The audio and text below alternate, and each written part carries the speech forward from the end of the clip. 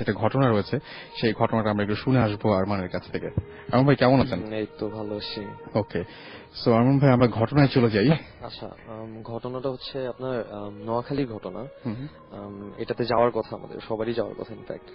তো ওইখানে আপনার একটা গাব গাছ ছিল হুম, অনেক আগে, 88 এর দিকে মনে হয়। তো গাব গাছটা আপনার একটা বাসার পাশে ছিল, হুম, মানে একটা টিনের ঘর ছিল, তো টিনের ঘরের সাথে তো যেই লোকটা ওইখানে থাকতেন, মানে যেই লোকের বাসা ওইখানে, হুম, তো উনি ওই জায়গাটাতে কি যেন একটা করবে, তো ওই গাব গাছটা কেটে ফেলবে। আচ্ছা, তো ডিসিশন নিয়েছে যে সকালে কাটবে গাব গাছটা। তো আপনার এরকম রাতে যখন ঘুমাইছে, ঘুমানোর পর রাতে স্বপ্নে দেখছে হুম, যে কে যেন তাকে বলতেছে যে গাব গাছ যাতে না কাটা হয়, কারণ আচ্ছা, এটা হচ্ছে তাদের যাতায়াতের রাস্তা, ওকে, এবং যদি কাটা হয় এটা খুব বিপদ হবে তাদের। তো যিনি মুরব্বী ছিলেন, তো উনি কিছুই কেয়ার করেন নাই। সকালে তিনজন লোককে অ্যাপয়েন্ট করলেন, মানে লেবারদের নিয়ে গাছটা কাটা শুরু করলো। গাছটা যেই দিন কাটছে ওই দিন রাত্রে তিনজনের মৃত্যু হয়েছে। ও মাই এটা গড, নোয়াখালীতে আপনার। আচ্ছা, নোয়াখালী একটা কি বাজার জানি আছে, হুম, অনেক ফেমাস বাজার নাকি বাংলাদেশে, তো ওই বাজার এরিয়াতে। তো রাত্রে ওই তিনজন মারা গেছে, ওই তিনজন লেবার মারা গেছেন। এবং মধ্যরাত্রের দিকে ওই ঠিক হুম, বাসার পাশে একটা মসজিদ ছিল। আচ্ছা, তো উনি মুরব্বী সবসময় ওই মসজিদে যে নামাজ পড়তেন। তো রাত্রের দিকে আপনার ফজরের ঠিক আগে আগে আপনার হুজুর যখন আজান দিবে, হুম, তো তার আগে অজু টজু করার টাইমে শুনতেছে পুকুরের একটা আওয়াজ, মানে হুম, আশেপাশে পুকুর ছিল আর কি। পুকুরে পানি, মানে পানির উপর লাফাইলে যেরকম একটা আওয়াজ হয়, এরকম একটা আওয়াজ শুনতেছে। ওকে, তো উনি তেমন একটা কেয়ার করে নাই। আজান টাজান দিয়ে নামাজ যখন শেষ করছে, তখন দেখছে যে আপনার ওই মুরব্বী আসে নাই। হুম, প্রত্যেকদিন যে মুরব্বী আসে, ওই মুরব্বী আসে নাই। তারপর ওনার মাথায় চিন্তা হইলো যে পুকুরে এরকম একটা আওয়াজ হইলো, পাশেই পুকুর। তো উনি গেছেন ওনার বাসায়, যে হুম, বাসায় উনি থাকেন। তো ওনার ছেলে আবার ডক্টর, হুম, মানে এই মুরব্বী আচ্ছা, মুরব্বীর ছেলে ডক্টর। তো ডাকতেছে ছেলেকে, গিয়ে বলতেছে বাবা কি বাসায়? বলে না, বাবা তো নেই। তো পুকুরের দিকে তাকায়, দেখে একটা হাত এরকম উপরে, জাস্ট জাস্ট একটা হাত। পানির উপরে একটা হ্যাঁ, হাত, একটা হাত ভাসে আর কি। আচ্ছা, তো সব দৌড়ায় টোড়ায় গেছে, গিয়ে দেখে ওই মুরব্বীর লাশ পুকুরে, এবং মুখের মধ্যে একটা মাছ, হুম, এবং তার পুরা শরীরে কাটা, হাতটার ছেলা আর কি। হুম, তো ওই পুকুরের সাথেই একটা বট গাছ ছিল। পরে যখন তার লাশ বের করা হয়েছে, দেখে পুরা শরীরে আপনার মানে খামচি যেরকম দিলে, মানে হুম, বট হুম, গাছে হুম, যেরকম, মানে মানে তাদের সাসপেকশন এটা, যে বট গাছের উপরে নিয়ে ফালাই দেওয়া হয়েছে তাকে। আচ্ছা, একদম টপে নিয়ে তারপর ফালাই দিছে, মাঝখান থেকে যেহেতু হুম, ছিটে হুম, হুম, পড়ছে, এর হুম, জন্য গাটা কেটে গেছে আর কি। তো এটা হচ্ছে ওনার বাবা এইভাবে মৃত্যু হইলো। তার পরের দিন আপনার যেই ছেলে ছিলেন, মানে হুম, ডাক্তার, তো উনার রাত্রে এরকম আপনার দেখছে যে সাতজন পরী, হুম, হুম, সাতজন পরী আসছে তার কাছে। এসে বলতেছে যে আমরা এখন এই পরিবারেরই অংশ হয়ে গেছি, এবং সাতটা খারাপ পরী, আচ্ছা, মানে ওই বট গাছ কাটার কারণে এটা হয়েছে আর কি। তো সাতজন পরী ওদের পুরো ফ্যামিলির হয়ে গেছে। তো একটা ডাক্তারের নর্মালি কিন্তু মানে মোটামুটি যারা একটু মানে শিক্ষিত, 2টা থেকে 3টা বাচ্চার বেশি থাকে না। না, ওনার ঘরে 11 জন বাচ্চা, হুম, 11টা হুম, সন্তান আর কি। তার মধ্যে একজন মারা গেছে, আচ্ছা, এবং মেয়ে 3জন মেয়ে এবং 7জন ছেলে। হাফেজ হচ্ছেন একজন, এবং হুম, বাবাও হাফেজ, মাও হাফেজ, হুম, সম্ভবত মাও হাফেজ। তো আপনার এরকম পরিরা আসে বাসার মধ্যে, এসে খুব ডিস্টার্ব করে তাদেরকে। হুম, তো যারা যেমন 2জন গেস্ট গেছে ওদের বাসায়, ওদেরই আত্মীয়। তো 2জন গেছে, একজন জাস্ট ভিতরে ঢুকছে লাঞ্চের টাইমে। হুম, তো লাঞ্চের টেবিলে বসছে, মানে মাটিতে বসছে খাইতে। পিছন থেকে আরেক ফ্রেন্ড ঢুকবে, তো এমন টাইমে ওই মহিলা, মানে যেই বাসার মানে হুম, ডক্টরের ওয়াইফ যিনি, হুম, তো উনি বলতেছে যে বাসায় মেহমান আসছে, বের হয়ে যাও। আচ্ছা, ওই ছেলেটা, মানে ছেলেটা ভাবছে যে ওকে বললো নাকি, সে আবার পিছে টিছে তাকায় দেখতেছে যে মানে কাকে বললো কথাটা, কিছু হুম, মানে কিছু ভাবে নাই। আবার ভিতরে ঢুকতেছে, আবার কিছুক্ষণ পর মহিলা চিৎকার করতেছে, বলে বলছি না বাসায় মেহমান আসছে, প্রত্যেকবার মানে সময় কিছু বুঝো না, হুম, সব হুম, সময় তোমরা আসতেছো, এখন যাও, এরকম হাত ইশারা করতেছে। তো ছেলেটা ওই যেই আরেকজন ছেলে বসছিল খাইতে, তো ওর খালা, হুম, হুম, তো খালার বাসায় গেছে ফ্রেন্ডকে নিয়ে। তো ফ্রেন্ডটা তাকে বলতেছে কিছু না কিছু না, খালা পাগল, নর্মালি এরকম করে, মানে তাকেও বলতে চাচ্ছিল হুম, না যে এরকম প্রবলেম আছে বাসায়। তো খাইতে বসছে, খাইতে বসার টাইমে ওর একটা মেয়ে খেয়েই যাচ্ছে, মানে সমানে খেয়ে যাচ্ছে হুম, খাবার। ধরেন 2 প্লেট খাচ্ছে, এরপর আবার খাওয়া যাচ্ছে। তো ওইটা ডেসক্রিপশন ছিল যে আপনার জিনটা ধরেন শরীরে যখন এন্টার করে, হুম, আনলিমিটেড খাইতে থাকে।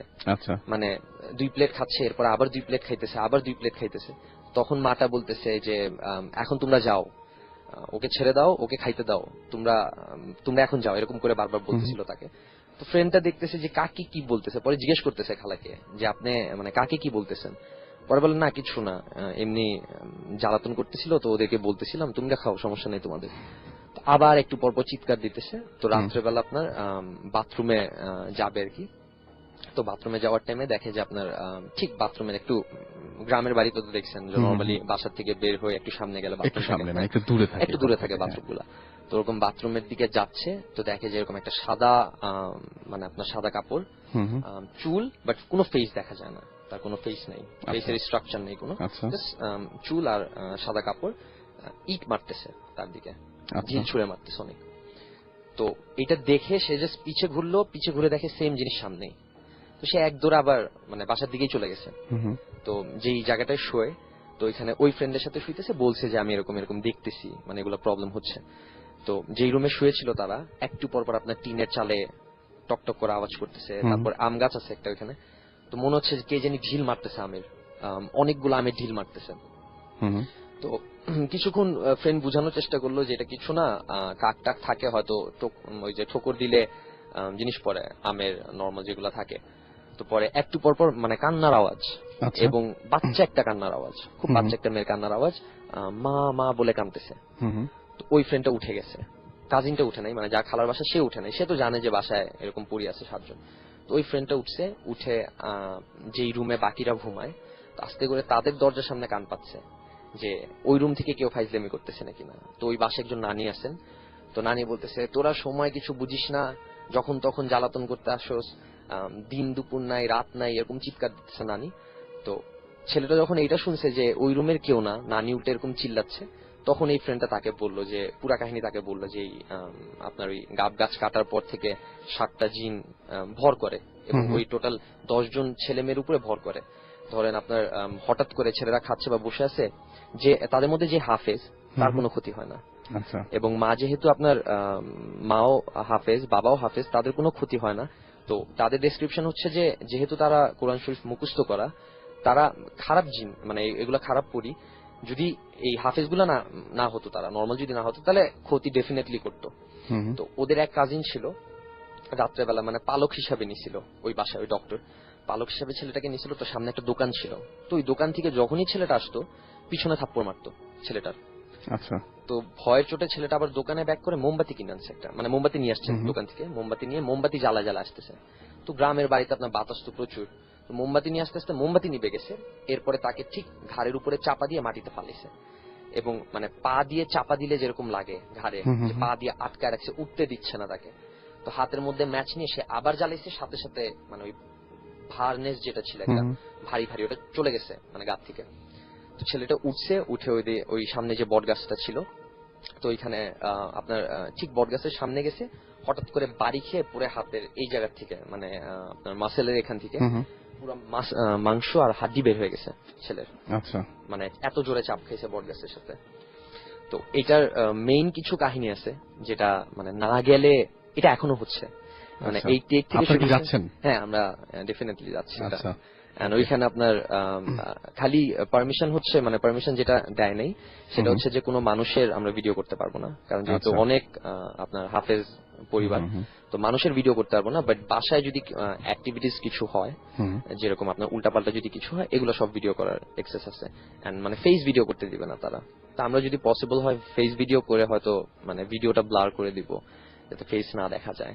বাট এখনো মানে ইনভিটেশন একদম ওপেন ইনভিটেশন। মানে আমি আশা করছি যে ভয়ঙ্কর কিছু দেখবেন, কারণ আমি এর আগে একবার শুনেছিলাম এরকম ঘটনা, ভূত এফএম আমরা আলোচনা করেছিলাম যে একটা বাড়ির সামনে দাঁড়িয়ে আছেন সবাই, এবং দাঁড়িয়ে থেকে দেখতে পাচ্ছেন যে চোখের সামনে কেউ নাই, কিন্তু আলমারি থেকে কাপড় বেরিয়ে আসছে, সোফার পিলো ছোটাছুটি হচ্ছে, এরকম ঘটনা শুনেছিলাম।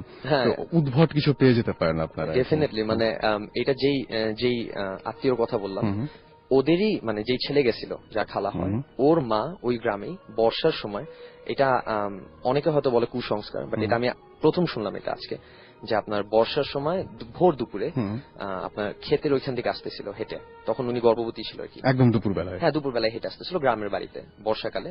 তো আপনার ক্ষেতের মধ্যে দেখে কি মাছ, কি মাছ জানি, ছোট ছোট মাছ এরকম ক্ষেতের মধ্যে ভাসতেছে। তো উনি ওনার শাড়ির আঁচল দিয়ে মাছগুলা তুলে আনছে। তুলে এনে যখনই বাসায় ঢুকছে, তো ওই আন্টির মা ছিলেন, তো বলতেছে এগুলা কোত্থেকে নিয়ে আসলি? বলে ওই ক্ষেতের মধ্যে মাছগুলা লাফাচ্ছিল, তো আমি তুলে নিয়ে আসছি, খাবো।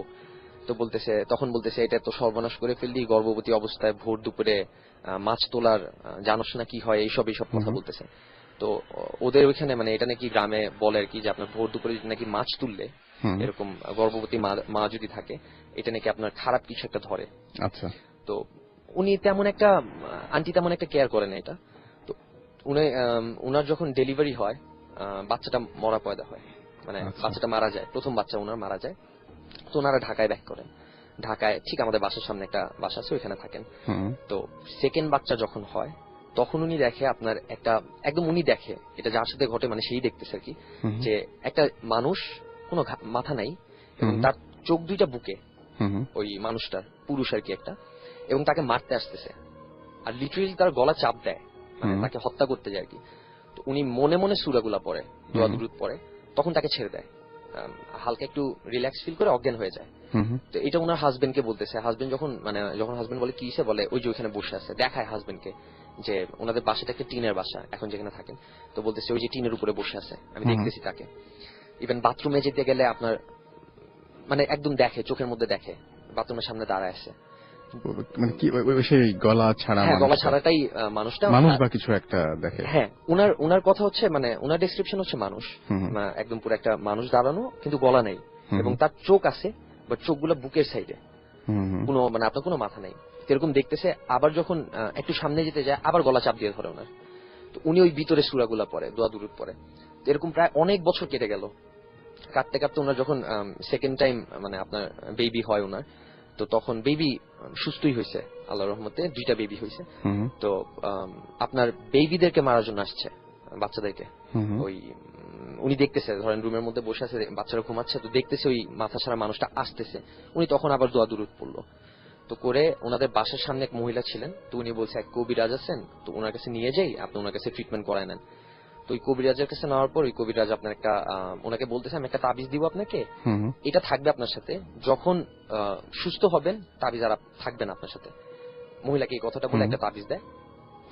কয়েক মাস তাবিজটা ইউজ করার পর প্রবলেম মিটছে, ওনার হাতেই পড়েছিল এলবোতে, নিজেই দেখে একদিন তাবিজটা নাই, আর মানে ওনার সাথে নাই তাবিজটা। এখন আন্টি মানে আল্লাহর রহমতে অনেক সুস্থ। নিজেই দেখেন যে তাবিজটা উধার হয়ে গেছে, ইভেন উনি খুলেও নাই তাবিজটা, একা একাই চলে গেছে। মানে ওই কবিরাজি বলছিলেন যে আপনার তাবিজটা দিচ্ছি, যখন কিওর হবেন আপনি, তখন তাবিজটা থাকবেন আপনার সাথে। মানে বলে নাই যে খুলে ফেলে দিয়েন, যেমন আমার হাতে যে কালো কাপড় ছিল, আমাকে বলছিল যে 2 বছর পর বা 3 বছর পর আপনি ফালাই দিয়েন কাপড়টা, বাট উনার সাথে এরকম না। ওনাকে বলছিল যে আপনার এই যখন কিওর হয়ে যাবেন, অটোমেটিক্যালি এটা চলে যাবে তাবিজটা হাত থেকে। আন্টির সাথে আজকে মানে আমি এখান থেকে ইনফ্যাক্ট এখানে আসার আগে দেখা করে আসতাম, পর আন্টি ঘুমায় গেছে, কালকে গিয়ে দেখা করে আসবেন। ওকে, সো আমাদের এরকম ঘটনা চলতেই থাকবে। আমাদেরকে আরো অনেকে এসএমএস করেছেন, লিখেছেন my name is Mehedi. Alright Mehedi, thank you SMS পাঠানোর জন্য। এন্ড সবাইকে ধন্যবাদ জানাচ্ছি এই জন্য যে এত রাত পর্যন্ত যারা আমাদের সঙ্গে রয়েছেন। আমাকে এসএমএস করেছেন, এছাড়াও পলাশ শ্যামলী থেকে এসএমএস করেছেন, তৌসিফ আমাকে এসএমএস করেছেন এবং তিনি শুনছেন এবং ভয় পাচ্ছেন জানিয়েছেন। ফরহাদ আমাদের এসএমএস করেছেন খুলনা থেকে। এছাড়াও মোহাম্মদ ওমর আমাদের এসএমএস করেছেন, ইমন এসএমএস করেছেন বরিশাল থেকে, আমাকে জাকির এসএমএস করেছেন, জাকির খান। এছাড়াও রুদ্র আমাদের এসএমএস করেছেন আমাদেরকে কিরণ বরিশাল থেকে, আমাদেরকে এসএমএস করেছেন আবিদ, এছাড়াও প্রমি এসএমএস করেছেন আমাদেরকে মিতি, এছাড়াও এসএমএস করেছেন শিশির, এসএমএস করেছেন হাসান রেবা খুলনা থেকে। এছাড়া অনেকেই এসএমএস করছেন যারা এসএমএস এখনো পাঠাতে পারেননি, তাদেরকে বলবো শাউট লিখে স্পেস দিয়ে আপনার নাম লিখে স্পেস দিয়ে আপনার মেসেজ লিখে পাঠিয়ে দিন 9840 নাম্বার, অর্থাৎ মোবাইলের মেসেজ অপশনে গিয়ে টাইপ করুন SHOUT শাউট স্পেস আপনার নাম স্পেস আপনার মেসেজ, আর পাঠাতে হবে 9840 নাম্বারে। মাসুম ঢাকা থেকে এসএমএস করেছেন মালিবাগ থেকে। এছাড়া আমাদেরকে এসএমএস করেছেন শ্যাডো অব ডার্ক লর্ড, এটা হচ্ছে যাত্রাবাড়ির এসএমএস। আমাদেরকে এসএমএস করেছেন সরকারি ভূত আজকেও জুরাইন থেকে। আমাদেরকে এসএমএস করেছেন উত্তরা থেকে প্রতিথি। এছাড়াও মাশফি এসএমএস করেছেন, রাজন এসএমএস করেছেন আমাদেরকে, হৃদয় এসএমএস করেছেন, রহমত এসএমএস করেছেন আমাদেরকে, সুমিত এসএমএস করেছেন খুলনা থেকে। সুতরাং আমরা বুঝতেই পারছি অনেক এসএমএস পাচ্ছি। আর এর মাঝখানে আমি একটা কথা মাঝে মাঝে আপনাদেরকে বলতাম যে রাতের বেলায় কোনো কিছু দেখবেন ভালো কথা, কোনো কিছু এক্সপেরিয়েন্স করলে কি করতে হবে সেটাও বহুবার আমরা ভূত এফএমে আলোচনা করেছি। একটা কথা সবসময় আমরা বলি যে রাতের রাতের বেলা যারা টয়লেটে যান বা ওয়াশরুমে যান তারা কোনো সময়, আমি একবার অনেকবার বেশ কয়েকবার উল্লেখ করেছিলাম যে আয়নার দিকে তাকাবেন না বা গ্লাসের দিকে তাকাবেন না। হঠাৎ করে ঘুম ভেঙে কিছু একটা দেখলে হয়তো অনেক ভয় পাবেন, বা গ্লাস জাতীয় জিনিসের দিকে যদি থাকে ঘরে সেদিকে না তাকানোটাই ভালো, যদি আপনার কোনো সমস্যা না থেকে থাকে আর কি। আমি এটা একটু আপনাদের কনফার্ম করে দিচ্ছি। আচ্ছা, গ্লাসের সাথে এই রিলেশনটা একটু বলবেন আপা আমাদেরকে? জিন জাতিদের কিন্তু আয়নায় ওদের মানে প্রতিবিম্বটা পড়ে না, হুম। আয়না মানে রিফ্লেক্স করে, কিন্তু কাচের ভিতর থেকে মানে এখানে যে কাঁচা রাখা হয় ওরা যে জায়গা থেকে ওই শেপটা সেখানে পড়ে, আচ্ছা। প্রতিবিম্বটা সেখানে পড়ে, ওদেরকে দেখা যায়। যেমন আমি দেখেছি আমাদের বাসায় মানে কাচের শোকেসের গ্লাসটা ছিল যেখানে জিনটা যেখানে দাঁড়ায় থাকতো ওই শেপটা আমি খুব স্পষ্ট ভাবে দেখতে পারতাম কাচের ভিতর দিয়ে। আচ্ছা। তখন মানে হাত গুলা মুখ বেশ মানে ভালো মতো বোঝা যাচ্ছিল। আমি যখন শুধু দেখতাম তার চেয়ে ভালো আমি দেখতে পেতাম ওই কাচের ভেতর দিয়ে। তখন আমি তখন এটা খুব ফলো করতাম জিনিসটা, দেখতাম যে ওরা ঘোরাঘুরি করতেছে। মানে তখন আমি দুইটা শোকেস প্রায় কাছাকাছি রেখে দিয়েছিলাম, যার জন্য আমাকে দেখতে সুবিধা হচ্ছিল আমার। আচ্ছা। এভাবে দেখে আমি খুব মানে আশ্চর্য হয়ে গেছি যে ওদের কাচের ভেতর থেকে স্পষ্ট ভাবে দেখা যায়। আচ্ছা, আমাদের এখানে আরমান ভাই আছেন এখনো পর্যন্ত এবং তিনিও অনেক কিছু এক্সপিরিয়েন্স করেন। কেমন লাগলো আমাদের এক্সপিরিয়েন্স গুলো? অলমোস্ট কেমন লাগলো আপনার? হ্যাঁ, খুব ভালো লাগছে আমার। ওকে, সো এমনিতে আরমান ভাই একটা ঘটনা বলছিলেন, উনি তো নারায়ণগঞ্জ থেকে আসছেন, আপনি বলছিলেন যে ওই এলাকারই একটা ঘটনা, যে আপনি বলছিলেন যে গাছ দিয়ে রক্ত পড়ার একটা ঘটনা নাকি? হ্যাঁ, মুন্সিগঞ্জে। হ্যাঁ, মুন্সিগঞ্জের এরকম আছে নাকি? হ্যাঁ, গাছ দিয়ে আচ্ছা, রক্ত পড়ে। আমি লিসনার যারা শুনছেন তাদেরকে বলি যে বিক্রমপুর। আমি এই ঘটনাটা একটু বলি। সেটা হচ্ছে যে আমি কিছুদিন আগে গেছিলাম। আমি আরমান ভাইয়ের কাছে বাইরে ঘটনাটা শুনে আসলাম এবং শুনে এসে উনি বললেন যেটা শেয়ার করবেন, এবং যে মুহূর্তে উনি বলছেন সেই মুহূর্তে আপনিও বললেন ইনফ্যাক্ট যে এরকম একটা ঘটনা আছে। কি ঘটনা একটু বলবেন? এটা এক্সাক্ট ঘটনাটা আমার মানে আচ্ছা, তাহলে আমি আপনার কাছে শুনি। আমি ঠিক এক্সাক্ট করে জানি না। আমি কিছুদিন আগে আমাকে মানে ওটা আমরা দেখতে গিয়েছিলাম আর কি, বিরাট বড় গাছটা, কাটলেই রক্ত পড়ে আর কি। 7-8 জন ধরেও ওটাকে মানে করতে পারবে না, এত বড় গাছ। আমরা একটু পরীক্ষা করে দেখি, কিন্তু আমাদের হাতে তো কিছু ছিল না সেই ধরনের কিছু, মানে যেটা কি মানে যদি ছুরি বা কিছু দিয়ে যে গর্ত করা হয় সাথে সাথে রক্ত পড়ে। হ্যাঁ, এবং মানুষের রক্ত পুরো। এটা আমি আজকে সন্ধ্যার দিকে আমাকে একজন বললো আর কি নিয়ে যাবে। আচ্ছা। তো উনি থাকে ওইখানে, ওই মুন্সিগঞ্জের ওখানে। তো আমাকে বললো উনি নাকি এটা করছে এবং উনি দেখছে। এই কাহিনীটা সেম আমি একটু আগে যে গাব গাছে যে কাহিনীটা বললাম নোয়াখালীর, ওইটাও সেম ছিল। ওইটাও যখন গাছ কাটছে তখন মানে মানুষের রক্ত বেরোইছিল, আর মুন্সিগঞ্জেরটাও সেম। আমি এটা দেখতে যাবো। আমরা শ্বাস করলাম না, থাক যদি বের হয় আমরা যদি অস্বাভাবিক কিছু দেখে, কারণ গাছটা দেখে আমরা ভয় পেয়ে গেছি। গাছটা একটা ভৌতিক গাছ। স্বাভাবিক। আমাদেরকে কাজী SMS করেছেন।